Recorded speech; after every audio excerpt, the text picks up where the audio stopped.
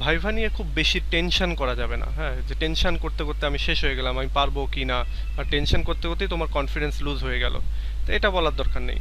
আর আরেকটা জিনিস ভাইভাতে আমরা একটা জিনিস দেখেছি, যদিও এটা ন্যাচারালি সবার ভেতরেই চলে আসে, যে কোনো একজন ফ্রেন্ড ভাইভা দিয়ে চলে আসলো, এরপরে জিজ্ঞাসা করতেছে যে "এই তোকে কি জিজ্ঞাসা করলো, তোকে কি জিজ্ঞাসা করলো", এরকমটা হয়তো কদাচিৎ এটা মিলবে, বাট ম্যাক্সিমাম ক্ষেত্রে কিন্তু এটা মিলবে না, যে ওকে যে প্রশ্ন করেছে তোমাকেও সেই প্রশ্ন করবে, এরকমটা মিলবে না।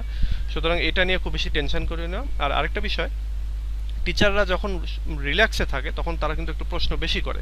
তোমার ভাইভা যদি দেখা যাচ্ছে যে প্রথম দিকেই হয়, 1-2 ঘন্টার মধ্যে, হয়তো দিনের শুরুতেই তোমার ভাইভা হলো, তাহলে টিচাররাও একটু রোমান্টিক মুডে থাকে। তারা তখন তোমাকে একটু বেশি বেশি প্রশ্ন করবে, তোমাকে আটকাবে বলতে তোমার থেকে বেশি বেশি ইনফরমেশন জানতে চাইবে। তো এইটা একটু চিন্তা করো। আবার এরকমটা করো যে যতক্ষণ তুমি পারবা তুমি অ্যান্সার দিবা, আর যখন তুমি পারবা না তখন ওইটাতে ভুল অ্যান্সার দেওয়ার দরকার নেই। তুমি বলবা যে স্যার এটা আমার জানা নাই। এটা অবশ্যই ইংলিশে বলবো, বাংলায় বললো না কিন্তু। তো এটা। আর টিচাররা যে যে সময়টাতে একটু বিরক্ত হয়ে থাকে, বিশেষ করে ধরো প্রথম 2 ঘন্টার পরে, তারপরে বিকেলের দিকে যখন হয়তো একটু লেজি টাইম, সেই সময়টাতে, তো ওই সময়গুলোতে এমন কোনো বিহেভ করবো না যে টিচাররা রেগে যায়, এরকম যেন কিছু না করো। তারপরে হচ্ছে তোমার ওই অবশ্যই কলম নিয়ে যেতে হবে কিন্তু, কারণ ওইখানে সিগনেচার করতে হয়। তো এমন না হয় না যেন যে কলম নিয়ে যাওনি, এরকমটা যেন না হয়। ভাইবা তো অবশ্যই কলম নিয়ে যাবা। আবার আরও বিষয় রয়েছে, যেমন ভাইবা বোর্ডে অনেকগুলো টিচার থাকবে, অনেকগুলো টিচারের ভেতরে তোমার নিজের ডিপার্টমেন্টের হয়তো 3-4-5 জন থাকবে, আবার 1-2 জন বাহিরের কোনো কলেজ থেকে আসবে। তো সেক্ষেত্রে একটু চেষ্টা করবা যে যে টিচার তোমাকে যে প্রশ্নটা করতেছে সেই টিচারের দিকে মুখ ঘুরে তার দিকে হয়েই তোমাকে ওই অ্যান্সারটা দিতে হবে। কখনো বাংলা ইউজ করার চেষ্টাও করবা না, ইংলিশে করতে হবে। আবার দেখা যাচ্ছে তোমার ডান দিক থেকে একজন জিজ্ঞাসা করলো, তুমি মাথাটা ডান দিকে ঘুরিয়ে তার দিকে হয়ে অ্যান্সারটা দিলা। আবার বাম দিক থেকে একজন জিজ্ঞাসা করলো, এবার বাম দিকে হয়ে ওইভাবে জিজ্ঞাসা করবা। তবে ভয় পাওয়ার কিছু নেই, কারণ তোমার তোমার ডিপার্টমেন্টের যে টিচাররা থাকবে তারা কিন্তু অনেক হেল্প করবে তোমাকে। হ্যাঁ, এরকম করে বলবে এক্সটার্নালদেরকে যে স্যার এই ছেলেটা কিন্তু খুব ভালো, এবং এই ছেলেটা আহ, এরকম এরকম এটা এটা সেটা বলবে।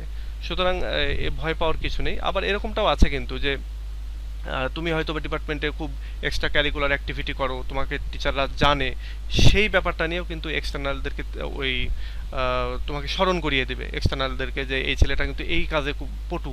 হয়তো দেখা যাচ্ছে তুমি খুব গান গাও, গান গাইতে ভালো পারো, তখন দেখা যাচ্ছে তোমার ওখানকার এক টিচার স্মরণ করিয়ে দেবে যে আমার এই স্টুডেন্টটা কিন্তু খুব ভালো গান গাইতে পারে।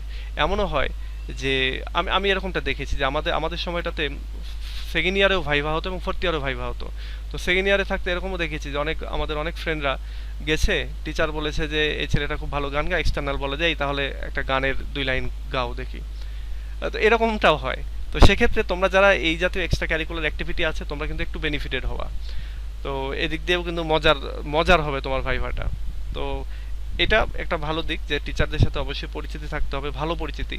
এমন না যে পরিচিতি না থাকলে যে তুমি একবারে ফেল করাই দিবে, খারাপ মার্কস পাবে, এরকমটা না। থাকলে ভালো হয়, হ্যাঁ।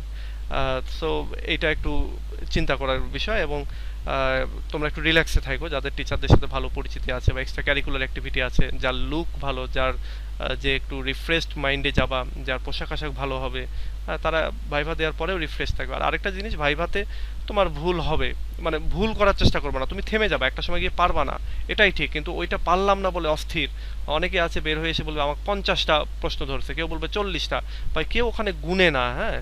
তো তোমাকে 10টা ধরেছে বলে যে তোমার পরীক্ষা খারাপ হয়ে গেছে, এরকমটা না, বা তোমাকে পছন্দ করেনি, এরকমটা না। ওই যে বললাম যে টিচারদের হয়তো অনেক সময় শুরুর দিকে বেশি প্রস্তুত করে, বা যখন একটু লেজি টাইম চলে আসে দুপুরের পর বা ক্ষুধা লাগে, সেই সময়টাতে তারা একটু কম প্রশ্ন করে। কম প্রশ্ন করেছে বলে যে তোমাকে পছন্দ হলো না, এরকমটা না।